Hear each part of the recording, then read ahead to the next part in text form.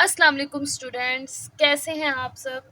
Students, my name is इकरा उमर और आप देख रहे हैं मेरा चैनल इकरा टीच।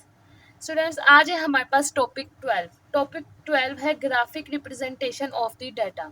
आज हम ग्राफ्स बनाना सीखेंगे, डाटा को रिप्रेजेंट करना ग्राफ्स की शेप में। ठीक है, graphic representation of the data. हम लोगों ने अपने प्रीवियस लेक्चर में फ्रीक्वेंसी डिस्ट्रीब्यूशन पढ़ी थी। ठीक है, कॉन्टिन्यूस डाटा के लिए, डिस्क्रीट के लिए और कैटेगोरिकल के लिए। तो आज हम graph representation of the data पढ़ेंगे। चलते हैं स्टूडेंट्स अपने टॉपिक की तरफ। Graph representation of the data.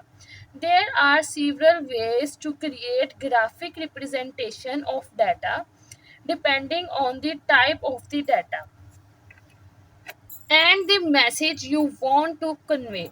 Students, graphic representation में क्या होता है कि डाटा को ग्राफ्स की सूरत में एक्सप्लेन करना। ठीक है, जब आप एक डाटा को ग्राफ की सूरत में एक्सप्लेन करते हैं तो डाटा को समझना आसान हो जाता है। ठीक है, तो ग्राफ की शेप में इसकी एग्जांपल मैं आपको इस तरीके से दे सकती हूँ कि जैसे कि क्रिकेट मैच चल रहा हो, तो उसमें आप लोग देखना चाहते हैं कि कौन सी टीम अप जा रही है, कौन सी डाउन जा रही है, कितने ओवर्स हो गए, कितने गोल हो गए। ये सब देखने के लिए आप लोग क्या करेंगे, ग्राफ उसका देखेंगे। आप अक्सर टीवी स्क्रीन पे देखते हैं कि वो ग्राफ शो करते हैं और वो ग्राफ देखते ही आपको पता लग जाता है कि कौन सी टीम अप जा रही है, कौन सी डाउन जा रही है, या मैच में क्या हो रहा है। तो वो चंद सेकंड में आपको इसके बारे में इंफॉर्मेशन मिल जाती है। तो ग्राफ रिप्रेजेंटेशन जो होती है वो डाटा को ईजी वे में समझने के लिए हम लोग उसका ग्राफ बना देते हैं। नेक्स्ट है important points of drawing graphs. अब इसमें कुछ इंपॉर्टेंट पॉइंट्स का आपने ख्याल रखना है जब आपने ग्राफ बनाना है। वो क्या है? Clearly label axis with the name of the variable. जो आप एक्स एक्सिस बनाएं या आप वाई एक्सिस बनाएं, उसके जो नेम है वो क्लियरली लेबल करें। ठीक है, इसको आप एक्स एक्सिस का नाम देते हैं और ये है जी वाई एक्सिस। तो इसके नेम्स जो हैं वो आपने क्लियरली मेंशन करने हैं यहाँ पे। नेक्स्ट है keep the diagram simple. Diagram में कोई डिजाइनिंग खुद से नहीं करनी, उसको सिंपल रखना है जितना हो सके। A clear title should be chosen. जो टाइटल है वो क्लियर होना चाहिए कि आप किस चीज़ के बारे में ग्राफ बनाने लगे हैं। जी स्टूडेंट्स, तो ग्राफिक रिप्रेजेंटेशन की ये डाटा हो गई, ये एग्जांपल और कुछ पॉइंट्स हो गए कि ग्राफिक रिप्रेजेंटेशन को किस तरीके से ड्रा करना है। स्टूडेंट्स, आगे जाने से पहले जो स्टूडेंट्स मेरे चैनल पे न्यू हैं वो चैनल को लाइक और सब्सक्राइब ज़रूर कर दें। चलें जी, नेक्स्ट चलते हैं। सिंपल बार डायग्राम। सिंपल बार डायग्राम हमने किस तरीके से बनाना है, पहले इसकी डेफिनेशन पढ़ेंगे और फिर मैं आपको इसका क्वेश्चन भी सोल्व करवाऊंगी। ठीक है, हम ग्राफ खुद बनाएंगे। To get an impression of the distribution of discrete और categorical data set। किसके लिए सिंपल बार डायग्राम होता है? डिस्क्रीट के लिए। और कैटेगोरिकल डाटा को बार ग्राफ में रिप्रेजेंट करने के लिए हम बार डायग्राम बनाते हैं। It is usual to represent it by a bar diagram. ठीक है, तो ये बार डायग्राम से रिप्रेजेंट होता है। अब इसकी एग्जाम्पल मैं आपको आगे करवाऊंगी, पहले हम मल्टीपल बार डायग्राम की डेफिनेशन देख लेते हैं। It is an extension of the simple bar diagram. ये क्या है?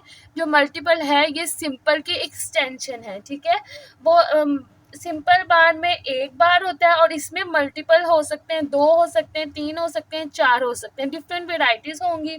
और अब ये किस तरह होगा ये भी मैं आपको एग्जाम्पल में बताऊंगी। Is used to represent two or more related set of the data in the form of group of simple bar। ठीक है, अब ये क्या होगा कि पर्पस क्या है? मल्टीपल बार का पर्पस क्या है? It main purpose is to compare same characteristics of the variable. एक वेरिएबल की डिफरेंट खसूसियात को शो करती है मल्टीपल में। ठीक है, डिफरेंट खसूसियात हो तो हमें पता लग जाता है कि कौन सी कितने लेवल पे है, कम है, ज़्यादा है, लो है, हाई है। ये सब आपको पॉइंट्स ग्राफ्स में पता लग जाएंगे। चलें जी स्टूडेंट्स, अब हम चलते हैं एग्जाम्पल की तरफ सिंपल बार की। अब इसकी एग्जाम्पल हमने ली है, हमने पहले एक क्वेश्चन किया था अपने प्रीवियस लेक्चर में। मैं आपको वो दिखा देती हूँ और उसके बारे में थोड़ा सा बता भी देती हूँ। उस क्वेश्चन को लेकर अब हम सिंपल बार बनाएंगे। जी स्टूडेंट्स, तो ये था वो क्वेश्चन हमने किया था कि हमने इसमें होल नंबर लिए थे। ठीक है, उसको हमने टेलीमार्क किया था और फिर हमने उसकी फ्रीक्वेंसीज बनाई थी। ठीक है। और ये जो फ्रीक्वेंसी आई है और ये जो नंबर ऑफ रोटन पोटैटोज और उसकी फ्रीक्वेंसी, इन दोनों को लेकर अब हम सिंपल बार डायग्राम बनाएंगे। और अगर आप ये लेक्चर भी समझना चाहते हैं तो मेरी प्रीवियस वीडियो पे जाकर आप देख सकते हैं। जी स्टूडेंट्स, अब हमने पकड़ लिया स्केल और अब हम बनाएंगे सिंपल बार डायग्राम। ठीक है, सिंपल बार पहले क्या है, नंबर ऑफ रोटन पोटैटोज है और ये फ्रीक्वेंसी है।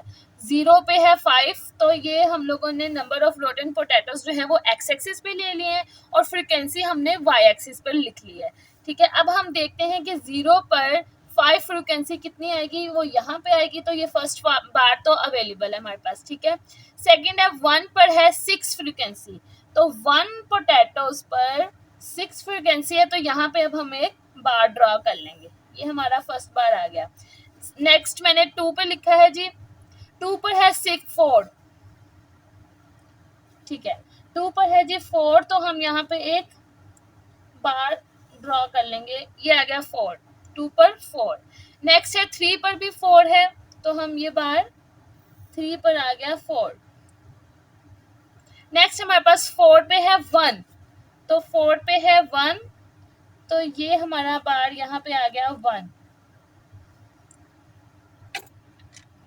जी स्टूडेंट्स, तो ये अब हमारा बन गया सिंपल बार। नेक्स्ट है हमारी example for multiple bar. Multiple bar की डेफिनेशन हमने पीछे पढ़ लिया, उसका पर्पस भी पढ़ लिया। अब हम उसकी एग्जांपल की तरफ चलते हैं। स्टूडेंट्स, उसकी एग्जांपल पढ़ते हैं। Following data is about the production of wheat in different localities of Punjab for year 1987 to 1989। अब इसमें क्या है, 3 ईयर्स गिवन है। ठीक है, 87, 88, 89, यहाँ पे 89 आएगा।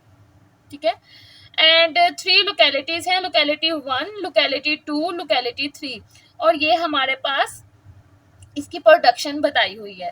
ठीक है, अब हम चलते हैं इसके ग्राफ की तरफ कि इसका ग्राफ कैसे, मल्टीपल का ग्राफ कैसे ड्रॉ करना है।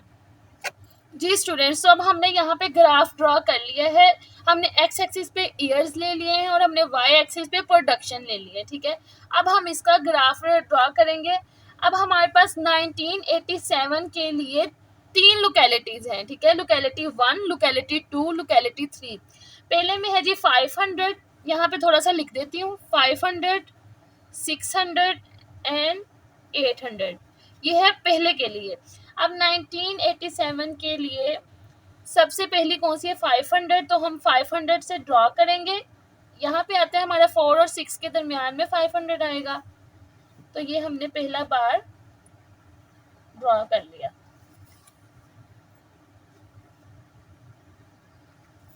ठीक है, अब नेक्स्ट हमारे पास क्या है, 600, तो ये थोड़ा सा ऊपर ही है, इसी के साथ हम इसको जोड़ के नेक्स्ट 600 का बार ड्रॉ कर लेंगे।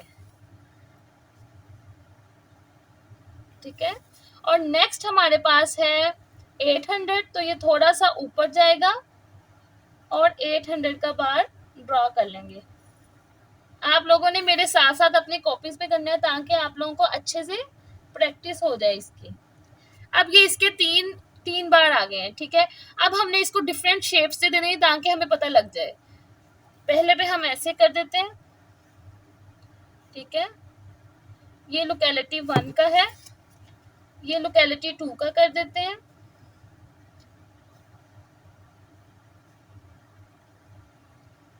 ठीक है, और इसमें हम कुछ डिफरेंट ऐसे कर देते हैं कि ऐसे बना लेते हैं। आप लोगों ने खुद से नीट बना लेनी है।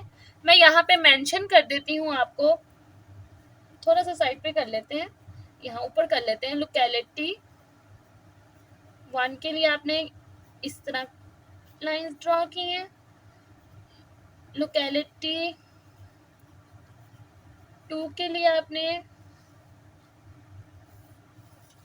इस पे हम लोग थोड़ा सा इसको डिफरेंट कर लेते हैं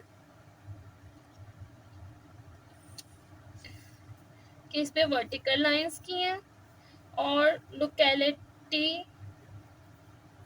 3 में आपने इस तरह जिगजैग किया है। ठीक है, ये मैंने आपको समझाने के लिए यहाँ पे इसको लिख दिया है कि आपको अच्छे से समझ आ जाए। जी स्टूडेंट्स, तो ये है जी लोकेलिटी 1 के लिए, ये लोकेलिटी 2 के लिए और ये लोकेलिटी 1983 के लिए।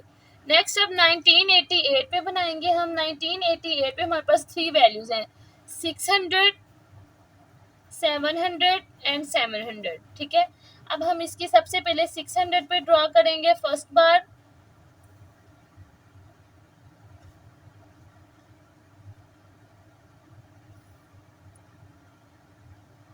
सेकेंड बार हमारा आएगा 700 पे, जो कि 6 और 7 के मिड में आएगा,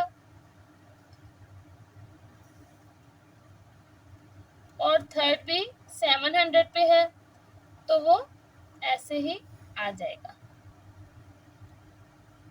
इसको भी ऐसे ही हम लोग डिफरेंट शेप्स का कर दें ताकि पता लग जाए कि कौन कौन सी लोकेलिटी है। इसको आपने साइड पे खुद से मेंशन कर देने हैं। ये आपने इसको डिफरेंट डिफरेंट शेप्स दे दी, ठीक है। ये locality 1, locality 2 and locality 3। Next आपने 1983 का खुद से ड्रॉ कर लेना है, वो भी ऐसे ही आ जाएगा। उसकी वैल्यूज क्या हैं, 200, 400 एंड 500। ये आपने 1983 के लिए 1989 के लिए आप लोगों ने इसको ड्रॉ कर लेने अपनी कॉपीज पे। स्टूडेंट्स, उम्मीद है कि आपको इन दोनों की अच्छे से समझ आ गई होगी, सिंपल बार की और मल्टीपल बार की। अच्छा जी, अल्लाह हाफिज़।